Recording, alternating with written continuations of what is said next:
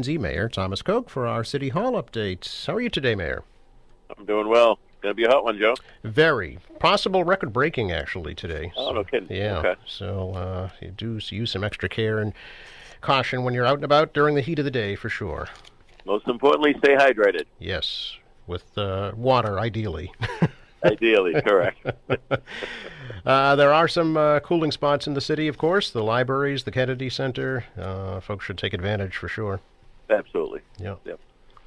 Mayor, can we talk a little bit about some projects going on right downtown? First of all, the park for John Quincy Adams, I see, is coming along nicely. It is shaping up. The granite elements have arrived, which is awesome. The park is on schedule. We should be finished by about the 1st of September. Give or take a couple of days, depending with weather and so forth. The statue and the plaques that are going in, they're in storage, and they're here, as we know, because we, let him out, if you will, on the APC last year at the big gala event. So that's all ready to go. So I don't see any glitches or time issues. Everything seems to be going very, very well. MJ Nichols is the contractor there with Granite Partners. They do great work. So we're still waiting on one or two potential speakers before we pin down the date. But sometime, I would guess sometime late September. For a dedication? Oh, very good. Okay. Yep. Is there a water feature in this park? There is not. No. Okay. That park is pretty tight. Yeah. It doesn't, we don't have a lot of room to work with. So, and John Quincy Adams, in addition to the statue, the 4 reliefs that are done to talk about is really his 4 most important aspects of public service. They take up some space. So his story is the more complicated one to tell. So there's not a whole lot of room left really to do much more than that. So. Sure. I'm guessing some benches, right? And some... Yeah, a couple of benches, some beautiful landscaping, and be a nice spot for folks in and around the downtown. Let them grab their bag lunch and go sit in the corner. And I think we may put one of those chess tables in there where he was such a brilliant mind, complicated but brilliant. So we may put one of those in there as well. So finishing touches coming up later in August. It's going to be a beautiful addition to the downtown and a fitting tribute to the 6th President of the United States. Oh, yeah, that too. Is uplighting, some new lighting part of the project? There'll be lighting in there, yep, for sure. Yep. And on the other side of the square, demolition underway for the new developments at the old Family Dollar store location. Yes, the Joe Yakari plan finally underway. This building was completely remediated, and now it's gone. It's down. I expect the Sam Slater building, which is across the opening there, the buildings we took and demolished, to be probably next week. You'll see visible demolition of that building. They're finishing up the prep inside. It's a little more complicated on this one. It's up against the other building where South Shore Health is. So you've got to be very careful engineering-wise and execution on the removal. So it's both exciting, which means, next step. Both of them have, as you know, have had projects approved by the planning board some time ago. I'm sure they'll be updated and tweaked, but we're excited to see it happening finally. The Cowrie one, as you know, was a 7-story, a 2-story restaurant. As you know, that was Joey Cowrie's success and fame, was all the restaurants he did and built, the taverns in the square. So the 2-story restaurant, which would be magnificent, and then some apartments above. And then, of course, Slater is a heavy residential building with retail on the first floor, perhaps a restaurant and other things. So we're excited about it. I know they're excited about it. And hopefully interest rates pop down a little bit. That's going to create a little bit more activity and incentive really to get moving on some of these projects. And also another small park in between the two, right? Yeah, so when those are finished, so the 2 buildings that we took down was anticipated to be a park at some point. But what we'll do is we'll allow both of them to use that area as a lay-down area because you're right in the middle of the square. There's nowhere to put materials and stock things. And so they'll use that as a lay-down area. When they're finished, then we'll construct the final product of what the park will be there, which would be another great piece.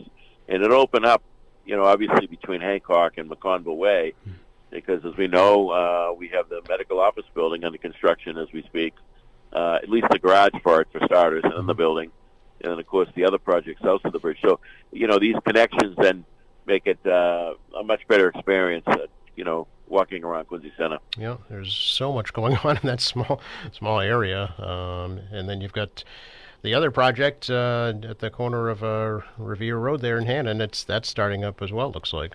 That's correct. Yep, the LBC group, and then this fall, my guess is final approval will come forward on the Heinz project at the old Coleman's block. So, I want to remind people that we've talked about it a lot, Joe. I take hits for, well, maybe we're developing too much, and Quincy Center is where we want the development. That's where we want the density, and it creates obviously housing units for people. We have a great shortage, but also creates and sustains jobs, adds to the economy, and of course it adds to our tax base, which is why we're able to do our 5th new school and seawalls and parks and so forth. So it's important stuff, and I want to remind people of the economic value of this. So it's exciting. And then, of course, all that feeds the restaurants and the taverns in the downtown. It provides a lot more foot traffic, a lot more people living there, and so it's a win-win all around. And I'm grateful for the planning department, the planning board, all the work they do, city council, and all the work they've done on the URDP extensions and votes, and et cetera. So it's been a team effort, and not everyone can be happy about everything, but overall, I think we're in a great place from our master development plan that goes back 15 years, Joe. I did want to ask you, Mayor, in the wake of that tragedy in Fall River at the assisted living center, of course, many cities and towns are taking a look at their own fire department staffing levels and wondering how Quincy compares. Well, we started a number of years ago really rebuilding the staffing, the complement of our apparatus across the city. For those that don't know, we run 8 stations. We've got 4 ladder trucks in service all the time, and the apparatus are well manned, they're well equipped, and that's one of the things that I think people sometimes don't realize. They drive by the firehouse and see a nice shiny engine, but if the manpower isn't on that piece, when that piece gets to the scene, it can't do a whole lot until other firefighters arrive, because it takes you start your search and rescue, you got to hook the pump up. It takes several bodies to execute once you arrive at a fire scene, and even more for a ladder truck. You got to run at least 4 in a ladder truck to make it make it work. I mean, it just I'm not being critical of Fall River. We've looked at our own. We've got the greatest complement of firefighters probably in 60 or 70 years. We're well manned. We got great leaders. The Chief Jackson does a nice job, and we've been updating our apparatus as well. So we're in a good place for sure. That was a terrible tragedy. My heart goes out to those families for that, and I certainly wish the Fall River community success and best of luck going forward. But it's these things can happen even with a full complement of manpower, Joe. Accidents do happen, tragedies happen, but we should be in a place where that's not a question after the fact. In reality, we've got a great complement to the fire department. We are prepared and planned for the worst. We've got the best as far as people, and the same goes for the police. When I started, Joe, we had 142 patrolmen, I think. We're up to 184 additional sergeants and lieutenants and full complement. So, when something happens in Quincy and in the criminal environment, most likely you're going to get caught. Our police department does a tremendous job. We're not without problems. We're an urban center, but we're the safest city in the Commonwealth, and I'm proud of that. It's not by accident. So certainly tip my hat to both the fire and police services of our city. I know the budget. This year's budget includes funding for additional firefighters, right? That's correct. We've creeped it up each year, and we're in a good place. We're swearing in a few more this week. And, that's the other challenge, too, is, we're big departments, we're a big city. There's attrition, there's retirements all the time. So you're always chasing your tail, if you will, to be at full complement. and it takes some time. You have to call for the list, do background checks, physicals, psychological exams, you name it. It's quite a process to go through. So by the time you get them on, after being trained, it's probably a year from the time you start. Any update on plans for a new fire headquarters? No update. We're retooling, if you will, in-house, and going to engage the architect again and start moving forward. Now that, when that was first designed, we hadn't anticipated the public safety headquarters. So there'll be less space needed in it. So we're going to make some adjustments, which should drive down the costs as well. So, I'm going to keep moving forward on that. Okay. Speaking of police and fire, they will be very busy this weekend, keeping everybody safe at the 2 huge concerts that are coming to the stadium, Mayor. Yeah, very exciting. Obviously, 2 big names that people are very excited about. It was Darius Rucker on Saturday evening, and then John Fogerty on Sunday evening. It's a great thing for Quincy, as we've talked about a million times for 4 years, Joe. We've talked about Quincy 400, and I would suggest these concerts are kind of the peak. There'll be more things happening, of course.